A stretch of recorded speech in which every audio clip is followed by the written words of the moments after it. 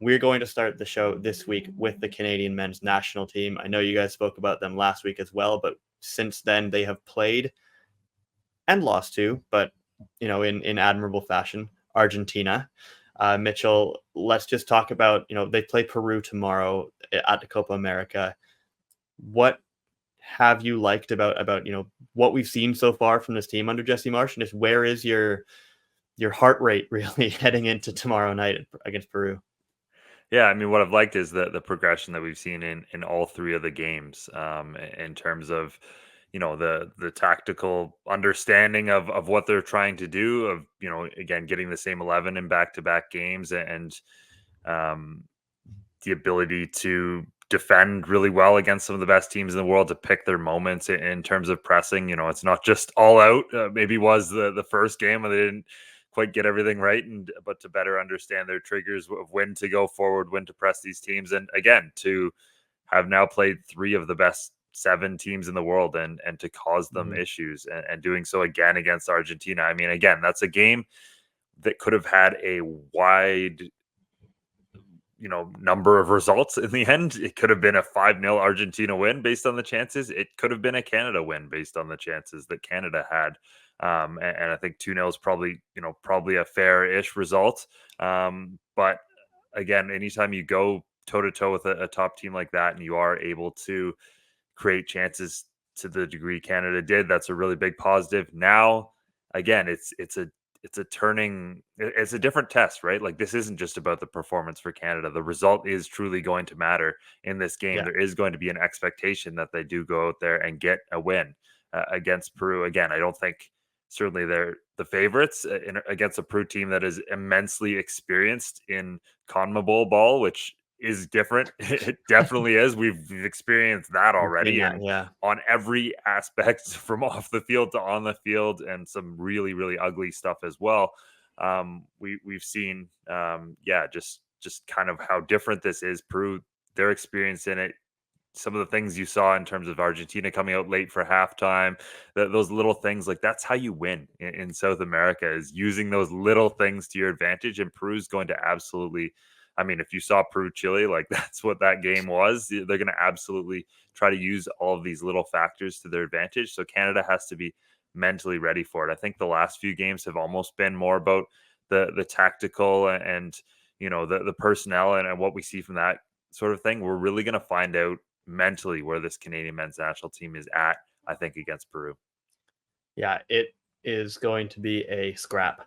I think we've all been impressed by Canada, especially the last two games, the Argentina and the France game, at just the fact that there does seem to be the foundations of a tactical blueprint for a team that's been working with a coach for what, like 2.5 weeks now at this point, just to see them, kind of clearly going through those patterns in their head, and understanding what they need to do, is quite impressive, because we know that Jesse Marsch is going to probably give them a lot of information out of some of these games. He is a very detail-oriented manager in a lot of respects, and I think that the fact that they're able to grasp those fairly quickly, or at least the starts of them, is definitely impressive from this team. But going into this Peru game, yeah, you kind of nailed it right there, Mitchell. It is going to be a fight. This is not going to be easy. This is a team that I know hasn't had the greatest run in CONMEBOL World Cup qualifying so far. They sit at the bottom of the table, but it's a team that uh, came very close to qualifying for the Qatar World Cup. They lost on penalties to Australia in the Interconfederation playoffs. Bit of a surprise that they got even into that top five of that standing. They've had obviously some changes since then. Two new managers since then. But Mitch, just from what you've seen from Canada so far, against Argentina, you mentioned that the time for moral victories is kind of over. Is the expectation now, or at least the reasonable hope, to get out of this group? I don't know about getting out of this group. I won't say that just yet. Again, we have to see it first. Like, we have to see a goal, certainly, from this team. Mhm. That isn't a shot. Like, they've been creating the chances. Again, they're playing top teams in the world. I think it's absolutely coming, and I think we've seen from a lot of these players who maybe missed opportunities. Like, we know there's goals in Kyle Larin. We know there's goals in Jonathan David. We know there's goals in Tajon Buchanan. Like this isn't something where it's not going to come, but we need to see that, and we need to see them perform in a game like this again, where they're not going to be the favorite, but they're certainly it's going to be a lot more even. They're going to have more of the ball. They're going to have to break down a team more so than, Yeah. getting these opportunities in counter-attacking situations, or just against a team that maybe isn't expecting them to come forward as much. Like, this is going to be a wildly different game. So I don't know if I think before I can confidently say I think there should be an expectation for Canada to get out of the group, I have to see how they perform in a match like this. I know that's cheating a little bit. I know we always want to be more, cut and dry with these kind of things, but I really need to see how they play against, a team, how they fight against someone their own size, if you want to put it that way, versus, a punch up against a true giant of world football. Yeah, and it's something we haven't seen under Jesse Marsch yet, right? We've seen them play the Netherlands and France and Argentina, and none of those are evenly matched, I think we would say, in just in terms of experience and overall quality. So this is a very different game. We'll see if they kind of approach it differently. Obviously, they're looking for that first goal under Jesse Marsch, and I think there are players that are eager to get there. But Mitch, just from what you've seen so far, maybe weighting the Argentina game most heavily, which players have kind of impressed you most, and which do you think maybe you want to see more of in these next couple of games at Copa?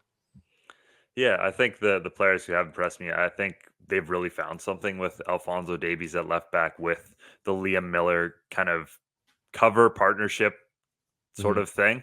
I think Liam Miller, actually, funny enough, is a player that I think we could see a little bit more of, in terms of maybe just making the right final decision in the final third, and just being maybe a little bit more aggressive. But his play absolutely allows Alphonso Davies to do what he has been doing at both ends of the field.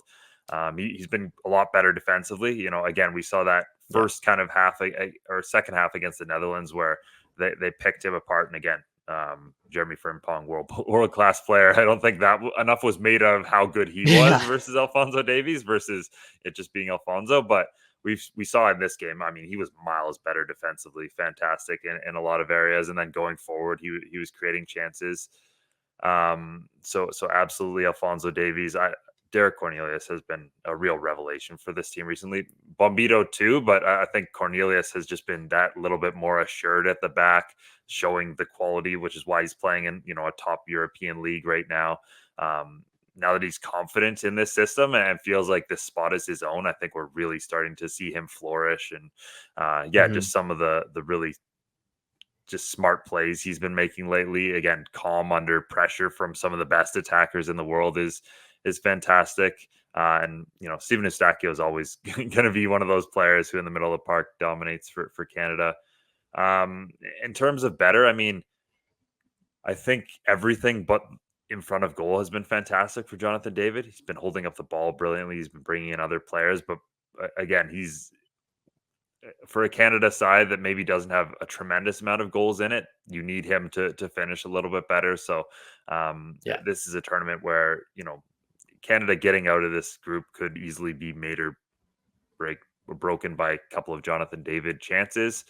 And I think Ismail Kone, again, I just think there's another level to him. I think he was good against Argentina, but maybe, again, just lacked that composure in the final third. Like, this is a player who genuinely is a game breaker for Canada. And I think against a Peru and a Chile, who, again, might afford him a little bit more time and space on the ball, I think we're going to see some absolutely tremendous performances from him coming up. So, and lastly, sorry, I know this went on a little bit long. Tajon, I think is the main one that we need to see a little bit more from. Again, we know this guy can be Canada's best player on his day when he dominates, but he's just a little bit tentative lately. You look at the shot he has in front where he's turning and just shoots it wide. Like a confident Tajon, I think, scores from that position, or at least works the goalkeeper a little bit more. So there's a player who, again, like he's almost at risk with some of the bench players coming in and impacting. Certainly Jacob Schaffelberg of losing his spot in the starting 11. I wouldn't do that just yet, because I think he's a player who's going to be critical to unlocking a Peru. but there's kind of the main player that I think is, hasn't maybe had the start to the Jesse Marsch era that we expected from him. Yeah, I agree. And it's been, kind of a tough go for him at club level as well. He just hasn't been playing a lot of minutes recently, I think. You kind of got to the question I was going to ask you, though. Like, is there any reason to believe that there are changes to be made? And specifically, Jacob Schaffelberg has been incredible, off the bench twice now against France and against Argentina. But do you think that he's better suited staying in that bench role, or have you seen enough that maybe he should be coming in over, I guess it might be Buchanan at this stage? Probably not, right? No, but the fact that he did so well on Tajon's side of the pitch, which is not something I don't think any of us were expecting, Yeah. was immense. Because again, I do think that Liam Miller, Alphonso Davies partnership is so critical. And when Schaffelberg comes onto that side, yes, you get the offensive dynamic at times of the bravery that he provides, but you don't maybe get the tactical cover in the same way that Mhm. Miller provides. With that being said, yeah, I do think you stick with Tajon for now. I think Schaffelberg is so good because he's coming off the bench, running at tired defenders, and can make an impact that way. Yeah, Again, if he keeps doing this, like I don't think you rule him out for a start overall in this tournament potentially if he keeps having this performance. But I think right now, like off the bench is the role where he's going to have the greatest impact. And you want a player like that on your bench where if things maybe aren't going exactly to plan, like you can bring him in and know that he's gonna just be direct, create chances, throw something entirely different into the mix. And that's exactly what Jacob Schaffelberg has done so far under Jesse Marsch and even before I Jesse Marsch. I agree. I agree. He's just one of the most fun players I think to watch on this Exactly. team. Yeah. Is when he comes on and just drives, just goes forward, route one every time. I think the only other guy that I'm not sure you mentioned that we should shout out is Max Kripo, Yeah. Yeah. who Maybe just a little bit. was insane against Argentina, just outstanding. Made some unbelievable saves on some of the best players to ever play the game, which is pretty good in my book. And I know a lot of people have been saying that if he's not there, then maybe it is a 3-4-5-0 for Argentina. But I would remind them that your goalkeeper is one of your 11 players, and that Argentina would not have won the World Cup without theirs being Yep, one of them absolutely. at several stages, including the very very end of extra time in the final. So uh, shout out Emi Martinez, by Yeah.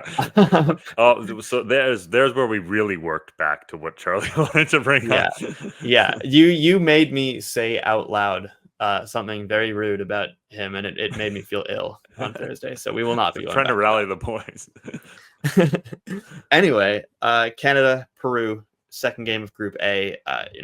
Still very very much alive in this Copa America tournament. That 0-0 draw between Chile and Peru is huge for Canada. Very very helpful. It means that if Argentina win all their games, which we can't guarantee, but they might, then 4 points would absolutely be enough for Canada to get them out of the group, a win and a draw. So, very much alive, all to play for against Peru. That's Tuesday night at Children's Mercy Park in Kansas City.